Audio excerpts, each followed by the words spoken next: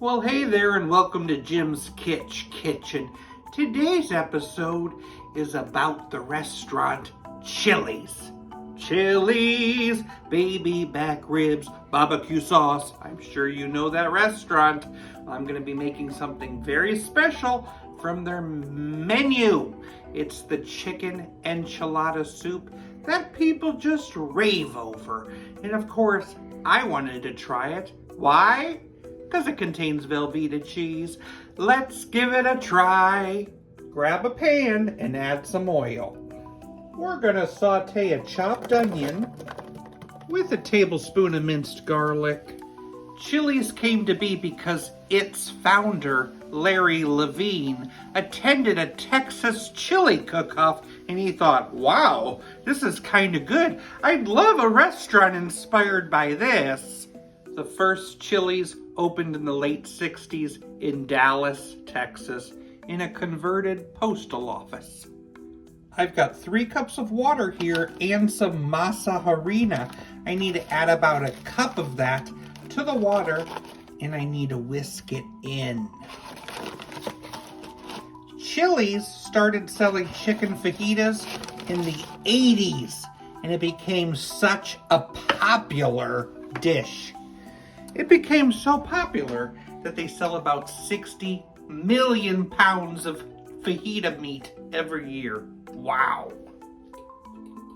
I'm gonna add that to the onions, as well as 4 cups of chicken broth. I'm adding a can of enchilada sauce. You need to chop up a 16-ounce box of Velveeta and add that to the mix. Did you know at Chili's, they sell so many margaritas? About 135,000 gallons. I'm thirsty. Add a teaspoon of cumin, teaspoon of chili powder, and some salt. And you need to add a shredded rotisserie chicken. Mix that in and allow it to simmer 30 to 40 minutes. One really fun fact I learned about Chili's is that in most dining rooms, you'll find an upside down photograph. Did you know that? You'll have to go searching and let me know. It is super thick and looks oh so wonderful. Serve with some crushed tortilla chips. Chili's chicken enchilada soup.